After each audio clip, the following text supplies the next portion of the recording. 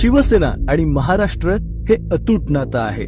महाराष्ट्राचा भूतकाळ, वर्तमान आणि भविष्य म्हणजेच शिवसेना. महाराष्ट्र ही जपणारी शिवसेना, महाराष्ट्र धर्म जागवणारी शिवसेना आणि म्हणूनच मराठी माणसाच्या नसारसात वाहतीये ही शिवसेनाच.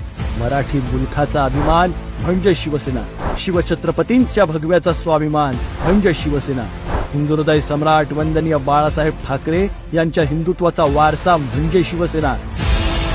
पक्षप्रमुख माननीय श्री उद्धव साहेब ठाकरे यांचा कणखर बाणा म्हणजे शिवसेना.